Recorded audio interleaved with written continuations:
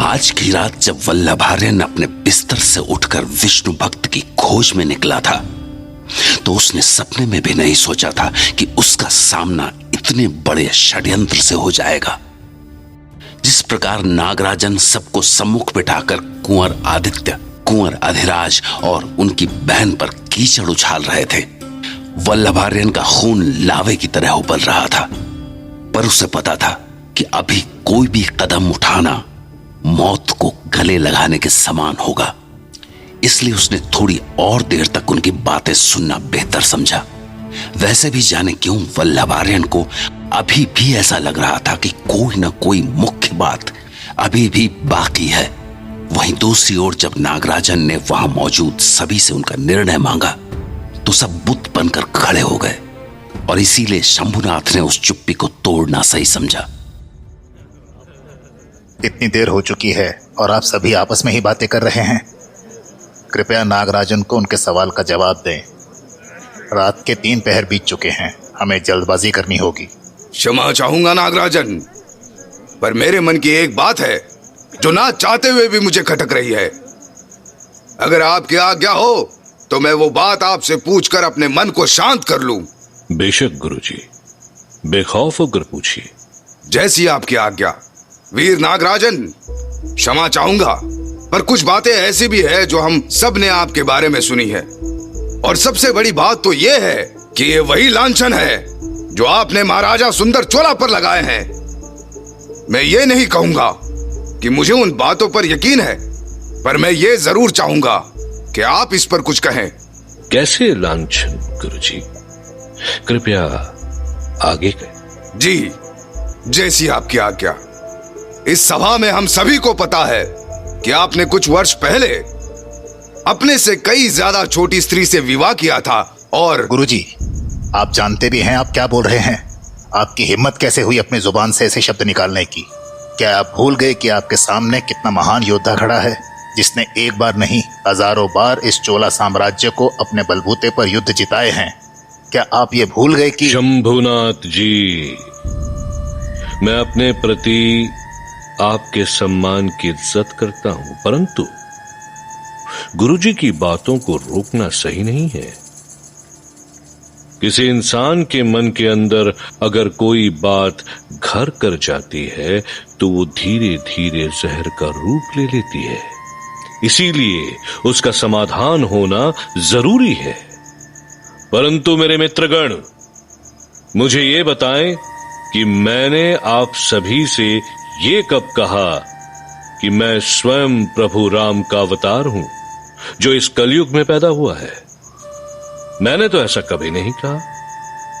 हां, मैंने विवाह किया 60 साल की उम्र में, पर क्या प्रेम में पड़ना और विवाह के बंधन में बंधना कोई पाप है? क्या मैंने सच में कोई पाप किया है गुरुजी? बिल्कुल भी नहीं। अरे नहीं, ऐसा कैसे? नहीं। क्षमा चाहूंगा वीर नागराजन, परंतु मेरा यह इरादा बिल्कुल नहीं था कि आपको विवाह के लिए पापी कहूं। यहां पर लगभग सभी ने एक से ज्यादा विवाह किए हैं। बात तो विवाह की है ही नहीं, बात कुछ और है। कैसी बात? कृपया खुलकर कहिए गुरुजी। जो आज्ञा प्रभु। जिस लांछन की बात मैं कर रहा था वो ये है कि आप भी महाराजा सुंदर चोला की तरह अपनी स्त्री की बात मानते हैं और उनसे ही पूछकर मुख्य निर्णय लेते हैं। मूर्खों, किसकी ये मजाल थी? कौन था वो बेअकल जिसने हंसने की जुर्रत की? सामने आओ, अभी के अभी सामने आओ। शंभुनाथ जी, संभाले अपने आप को, संभाले। अगर आपको सचमुच जानना है कि हंसने वाला कौन था, तो वो मैं था। और हंसू भी क्यों नहीं? आप ही बताइए, क्या ये कोई पाप है कि मैं अपनी धर्म पत्नी को अपने साथ लेकर चलूं? वो धर्म पत्नी जो मेरे नाम का सिंदूर अपनी मांग में लगाती है और मेरे नाम का मंगल सूत्र अपने गले में पहनती है। खैर, ये बात सही है कि मैं अपने धर्म पत्नी के सदैव ही साथ रहता हूं, परंतु ये बात सरासर गलत है कि मैं चोला साम्राज्य से जुड़े मुद्दों पर उसकी राय लेता हूं। आपका बेहद धन्यवाद प्रभु। मेरे मन में एक सवाल और है। अगर आप उस प्रश्न का उत्तर मुझे दे दें तो मैं खुद को तृप्त समझूंगा। वीर नागराजन, आप इस सभा को यह बताइए कि इस बैठक में जहां इतने गंभीर मुद्दे पर चर्चा हो रही है, वहां ये पालकी क्या कर रही है? क्या उस पालकी के अंदर कोई है? अगर नहीं तो कुछ ही क्षण पहले वो चूड़ियों की खनक हमारा वहम था या कोई सच में पालकी में अभी भी मौजूद है? चुप हो जाओ सब। अद्भुत गुरुजी, अद्भुत। क्या सवाल पूछा है आपने, और बिल्कुल सही वक्त पर पूछा है आपने ये सवाल। आपको इसका जवाब मैं अवश्य दूंगा, परंतु मुझे आपसे और यहां मौजूद सभी से थोड़ा सा वक्त चाहिए, क्योंकि कुछ है जो मैं आप सभी के सम्मुख रखना चाहता हूं। क्या आपके पास मेरे लिए थोड़ा वक्त है? हाँ हाँ, बिल्कुल है। हमें आप पर पूरा भरोसा है। बिल्कुल बिल्कुल। वीर नागराजन, मेरे सवालों से मुझे मत परखिए, क्योंकि मैं अपनी गर्दन की कसम खाकर कहता हूं, यहां मौजूद सभी लोगों की तरह मैं भी आपका उतना ही वफादार हूं जितने कि ये सब। अभी भी अगर आप एक इशारा कर दें तो मैं अपनी गर्दन काट कर आपके समक्ष रख सकता हूं। मुझे पता है गुरुजी, मुझे आपके ऊपर पूरा भरोसा है, और बस आपके ऊपर ही नहीं, यहां मौजूद हर किसी पर। और शायद यही वजह है कि आज हम लोग एक साथ इकट्ठे हुए हैं। पर अब बात गंभीर हो चुकी है।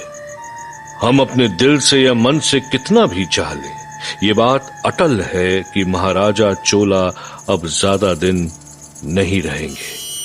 परंतु हमें उसके आगे का सोचना होगा, हम सबको, क्योंकि जिस दिलेरी से उन्होंने इस साम्राज्य को संभाला, हमें वैसा ही कोई उत्तराधिकारी ढूंढना होगा।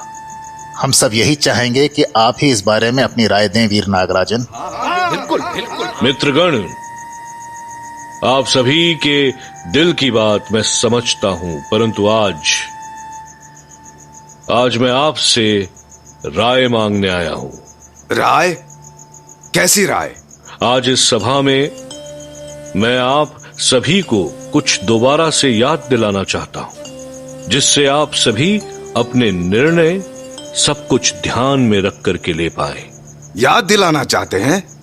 लेकिन क्या वीर नागराजन?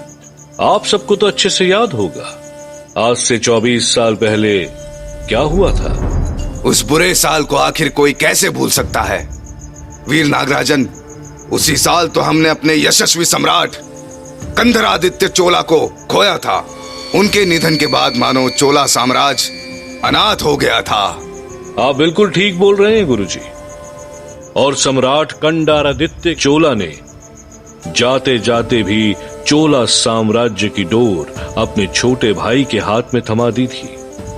लेकिन अफसोस अफसोस अफसोस, सम्राट कंधरादित्य के छोटे भाई की किस्मत में गद्दी का सुख नहीं लिखा था, और राजा बनने के 1 साल बाद ही उनकी मृत्यु हो गई।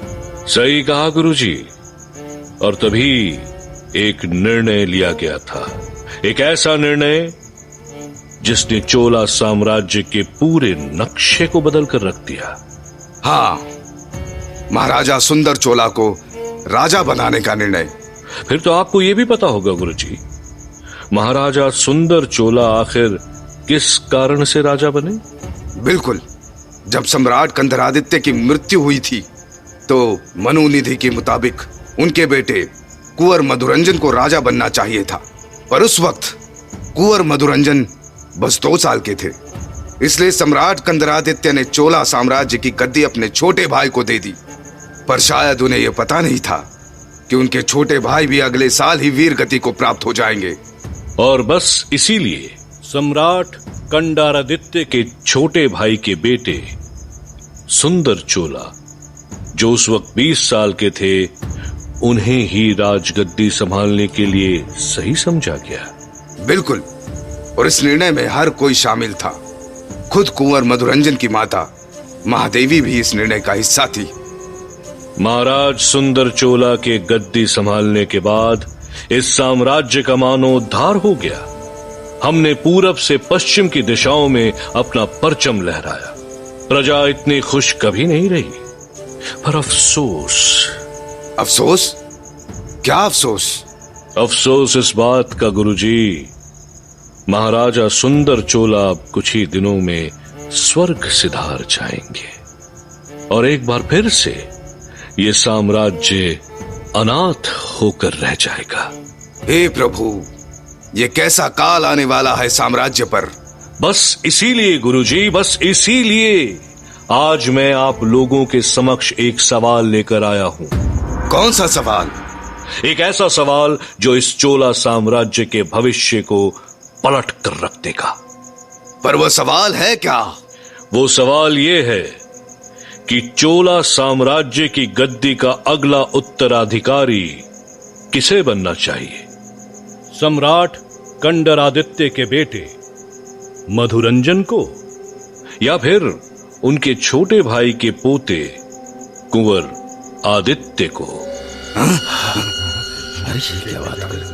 सोचिए, गौर से सोचिए, मनोनिधि का ध्यान रखकर सोचिए और मुझे जवाब दीजिए। चोला साम्राज्य का अगला राजा किसे होना चाहिए?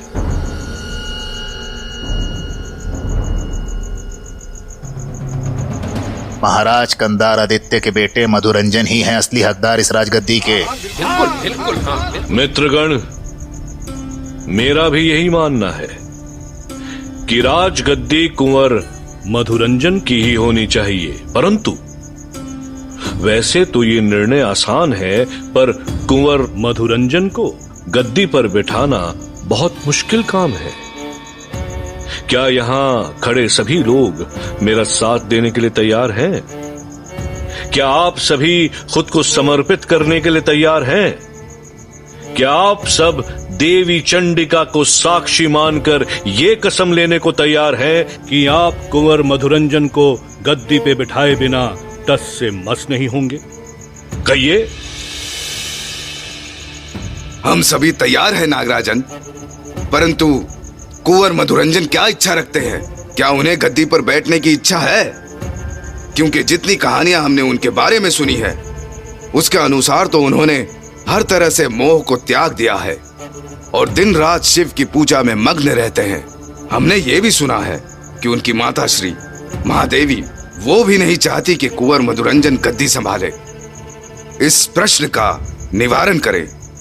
उचित सवाल किया आपने गुरुजी, और उचित वक्त पर किया। इस सवाल का जवाब मुझे पहले ही दे देना चाहिए था। क्षमा चाहूंगा। तो मित्रगण, बात यह है कि महादेवी ने अपने प्रिय बेटे को अपनी पूरी ताकत लगाकर गद्दी और इन सभी माया से दूर रखने का प्रयत्न किया, और वो इस वजह से क्योंकि वो नहीं चाहती थी कि कुंवर मधुरंजन के मन में एक बार भी गद्दी लेने की बात आए, क्योंकि उन्हें डर था कि उनके बेटे की जान चली जाएगी। क्या सच में? बिल्कुल। कोई भी मां अपने बेटे को जिंदा देखना चाहती है, भले ही इसके लिए उसे अपने ही बेटे को मोह के मार्ग से भटकाना हो। महादेवी ने कुंवर मधुरंजन को शिव की भक्ति में लीन कर दिया और मधुरंजन हो भी गया। परंतु कुछ दिनों से उसके मन में एक आस जग रही है। वो आस है इस साम्राज्य को चलाने की, इस साम्राज्य की स्थिति को सुधारने की। कुंवर मधुरंजन ने सबके सामने अपने मन की बात रखने का भी वादा किया है। बस एक बार आप सभी इन बातों को मानकर उनके साथ खड़े हो जाएं। हाँ, पर वीर नागराजन, इस बात का प्रमाण क्या है? बेशक मेरे पास इस बात का प्रमाण है, पर उससे पहले क्या आप सभी लोग कसम खाते हैं कि आप कुंवर मधुरंजन को गद्दी दिलाने में उसकी हर संभव सहायता करेंगे? बिल्कुल बिल्कुल। तो फिर ठीक है, मैं प्रमाण अभी के अभी प्रस्तुत करता हूं। और गुरुजी, आपके सवाल का जवाब अब मैं आपको दूंगा कि वो पालकी यहां आखिर क्या कर रही है। कुंवर मधुरंजन, पालकी से बाहर आ जाइए और हम सभी को अपनी उपस्थिति का प्रमाण दे दीजिए।